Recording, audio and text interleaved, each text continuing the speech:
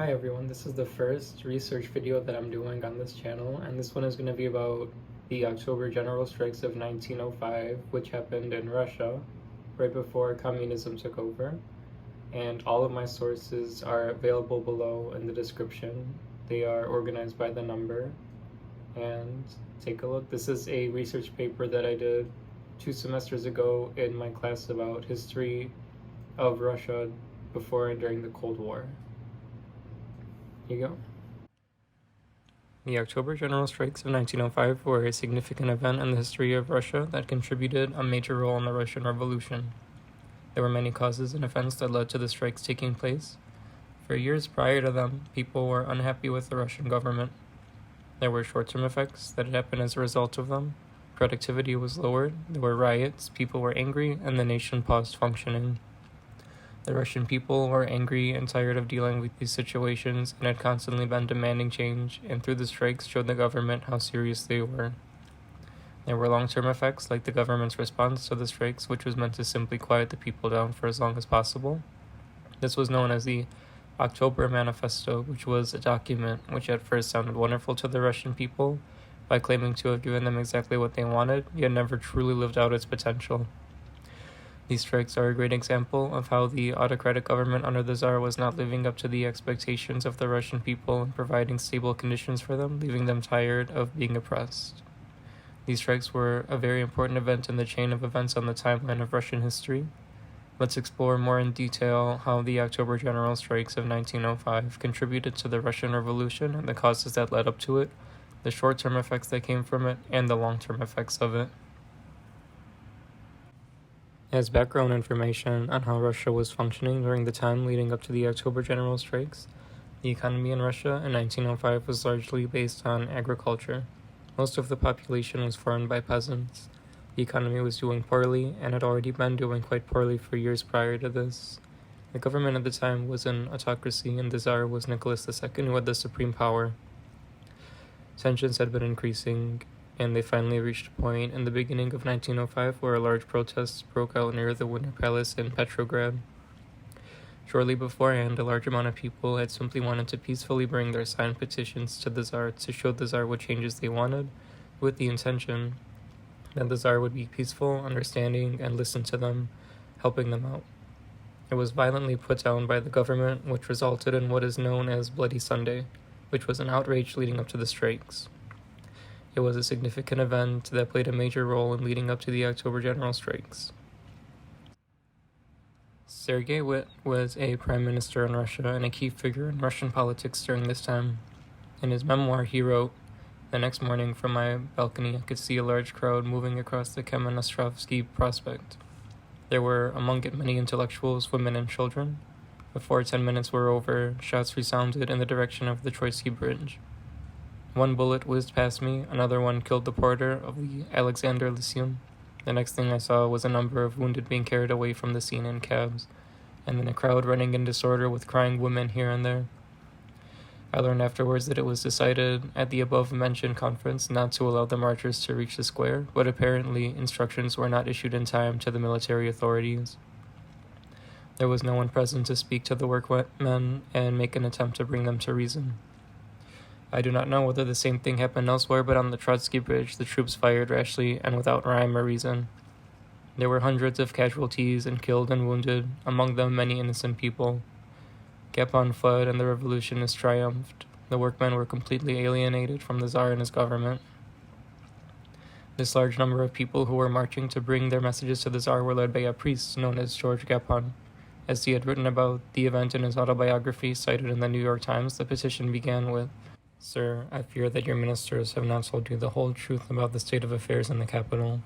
Be assured that the workmen and the people of St. Petersburg, trusting in you, have irrevocably decided to appear tomorrow at 2 p.m. before the Winter Palace in order to present to you a statement of their needs and those of the whole Russian people." Nicholas II was a tight leader of the autocracy and was against the idea of having any reform. The Russian people were unhappy with having a supreme leader who was not making decisions in the favor of the majority of the people, but leaned towards the elite people and those who held the most power. Tensions had continued rising throughout the year as more upsetting events took place, leaving the majority of people outraged, especially with Bloody Sunday.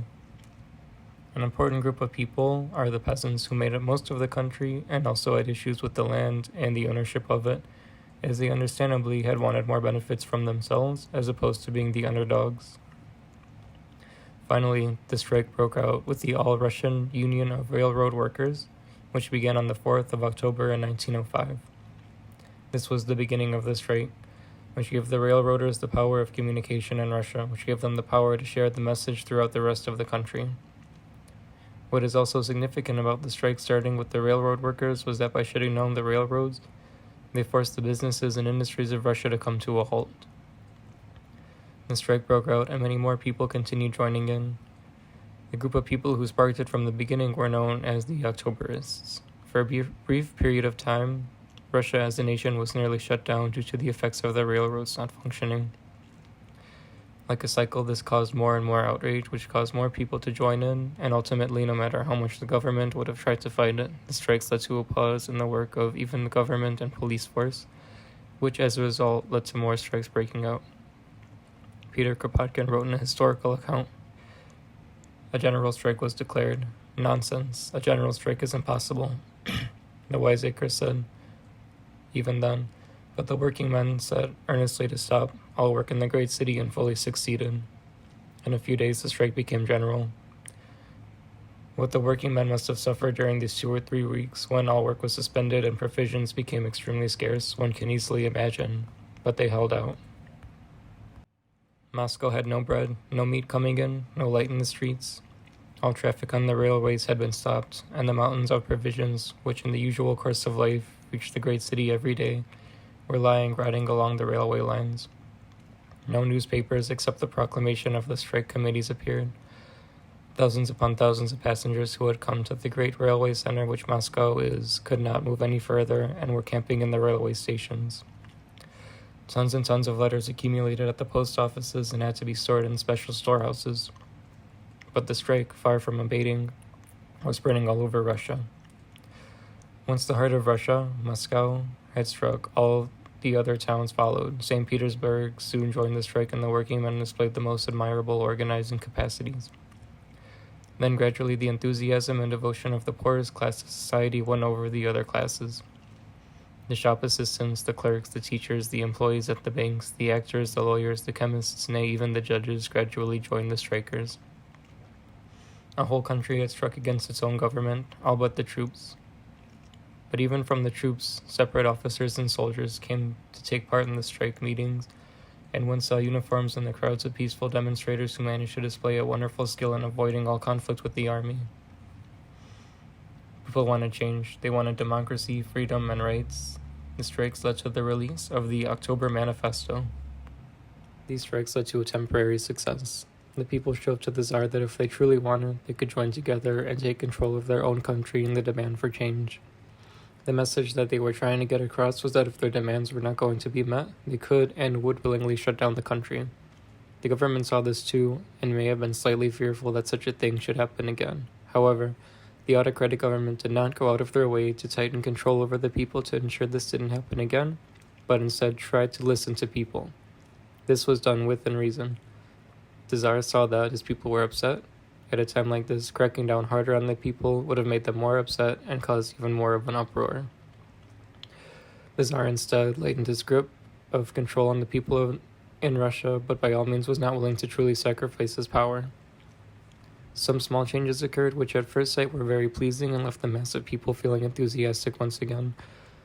The most significant of them was the release of what was known as the October Manifesto, or formally, the Manifesto on the Improvement of the State Order. Sergei Witte wrote in his memoir, "The publication of the Manifesto gave rise to numerous joyful demonstrations all over the country. They were met by counter-demonstrations conducted by bands known as Black Hundreds. These bands, which were so nicknamed because of their small numbers, were made up of hooligans. But as they were supported in some places by the local authorities, they soon began to grow in number and weight, and then it all ended up in a pogrom directed mostly, if not exclusively, against the Jews. Furthermore, as the extreme left elements were also dissatisfied with the manifesto because of its insufficient radicalism and also indulged In writing, without meeting sufficient moral opposition on the part of the liberals, the hooligans of the right, that is, the Black Hundreds, soon found support in the central administration and then also higher up. In many ways, this is comparable to a constitution and was seen as the precursor to the first Russian constitution, which took place the next year in 1906. This October Manifesto was issued by Nicholas II, who did not want to lose his power. He was born into the royal family and grew up with the idea of having supreme power. Fortunately for him, he was able to stabilize the chaos breaking out. The October Manifesto was also greatly influenced by Sergei Witte, who was the prime minister. His views were neither liberal nor conservative. The October Manifesto had claimed to give the citizens of Russia more freedoms such as speech, union, and most importantly of it, to allow the regular people to participate in politics through the Duma, a newly created branch of government that would connect more with the people, and that only through the elected people of the Duma could a law take place. As described by Peter Kropotkin, the panic in the Tsar's entourage had reached a high pitch. He himself, in the meantime, was consulting in turn the conservatives, Ignatieff, Gormikin, Sturmer, Sishinsky, who advised him to concede nothing, and Witte, who represented the liberal opinion. And it is said that if he yielded to the advice of the latter, it was only when he saw that the conservatives refused to risk their reputations and maybe their lives in order to save autocracy. He finally signed on October 30 a manifesto in which he declared that his inflexible will was 1. To grant the population the immutable foundations of civic liberty based on real inviolability of the person and freedom of conscience, speech, union, and association. 2. Without deferring the elections to the State Duma, already ordered to call on participation in the Duma as far as is possible in view of the shortness of the time before the Duma is to assemble, those classes of the population now completely deprived of electoral rights, leaving the ultimate development of the principle of the electoral right in general to the newly established legislative order of things. And 3. To establish it as an immutable rule that no law can come into force without the approval of the State Duma, and that it shall be possible for the elected of the people to exercise a real participation in the supervision of the legality of the acts of the authorities appointed by us. This was the central immediate outcome of the strikes. This was like simply throwing the dog a bone. It was also considered to be a ploy by Nicholas II to regain his control over Russia. The people liked it at the first glance. It helped restore order in Russia, which is what the government was hoping for, and it kept them quiet for a brief period of time as they had felt they achieved their goals. As lovely as it seemed to the people, and as enthusiastic as they had become, an important deal was kept quiet, which led to the long-term effects.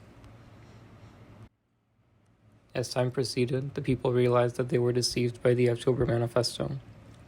What was kept quiet, initially during the releasing of the manifesto, was that the Tsar still had the power to overrule anything. Or in other words, the Tsar still had the supreme power. That also does include being able to overrule anything the Duma says. The government thought that they had the situation under control at first, yet the October Manifesto had its limitations in addition to promising rights. Though it was certainly a large and appealing step towards having a democratic government, the Tsar still ultimately called the shots regardless of what the people or the Duma wanted. In his memoir, Sergei Witte wrote about the October Manifesto. The Workmen's Soviet met on October 18th and decided to declare a general strike as an expression of the workmen's dissatisfaction with the manifesto. Nevertheless, the strike movement in Moscow and elsewhere began to wane, and railroad traffic was soon restored to normal conditions. Under these circumstances, the Soviet, in its session of October 19th, decided to call off the strike 2 days later. During the days following closely upon the publication of the manifesto, frequent clashes took place in the streets of the capital between the revolutionaries on one side and the troops, the police, and the counter-revolutionaries on the other. During these clashes, several people were killed and wounded. Among them was Professor Tarl of the St. Petersburg University, who was wounded in the head near the Technological Institute. The Soviet attempted to organize demonstrations in connection with the funeral of the fallen workmen, but the government did not permit it. During the beginning, the government was worried about the mass of people rising up to be so powerful, and as we know, releasing this document to quiet them down. One might assume that the government would be fearful that if the people would rise up and shut down their country this time, they could do it again later in the future. but from the government's perspective, they had seen enough of what the people would be willing to do and wanted to satisfy them at least enough to keep them quiet from doing this again. The Tsar also did not know at the time that shortly coming in the future, a new government would be taking over, overthrowing the autocracy of the Tsar. Both the Tsar and the people may have initially seen this as a compromise of having their demands met, and also the Tsar not wanting to lose what he had, and though many people were actually pleased by it, many people wanted more change than only these ones. The point started to become clear to them that what they had wanted was to remove the Tsar from his power entirely and abolish the autocratic government. Revolutionaries began coming out and trying to gain support from as many people as possible. There was a general idea circulating through the nation already of having a desire for Marxism, where people would live in a utopian society that would eventually dominate the entire world. This became a centralized goal of the majority of the people. There already was a Russian Socialist Democrat Party, which many years later was split into the Bolsheviks and Mensheviks. However, it was illegal under the Tsar's government. There were different ideas of communism taking over. To add to this point, Sergei Witte had written, describing the October strike on the railroads. Reichman writes that it was the strike itself, its spirit of rebellion, of standing up for the dignity and well-being of the working class and the whole Russian people, that can be said to have had the most deeply motivated the strikers. This did not stop people from wanting this, which also gave rise to a sense of unity for the people that all felt like they wanted change in the government, along with having a strong sense of community and running their government in a way that would create a utopian society. From what is presented above, the October general strikes of 1905 had significant effects that played a role in the chain of events that have created what is today's history in Russia and even in the entire world.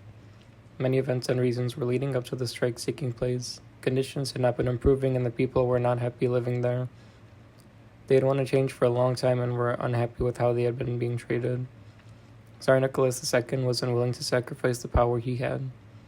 There were short-term effects, specifically focusing on the October Manifesto. People had felt happy initially, like they had a successful victory. People had felt that they had communicated their message to the Tsar, who had listened to them. The Tsar felt like he had won this match against the people trying to strip him of his power. There were also long-term effects. The people learned from the October Manifesto that no matter how much they would change, the Tsar was not going to give them the rights, freedom, and changes that they had truly wanted. This led to revolutionary groups wanting to bring people to rise up once again. They had showed the Tsar last time during the strikes that they could join together and shut down a nation if they wanted to, and could do it once again if they wanted. This also played a role in the increasing popularity of the Marxist ideas with the Bolsheviks and the Mensheviks. As we know from there, communism did take over Russia. As we follow the chain of events over the timeline, communism in Russia led to them trying to spread it across the world too, including through the use of paid agents who were sent to try sparking a communist revolution in those countries, and it did successfully reach other countries too, unfortunately. For reasons like this, the October general strikes of 1905 were very significant between the reasons that were behind them, their short-term effects, and their long-term effects, not only in Russia, but around the world.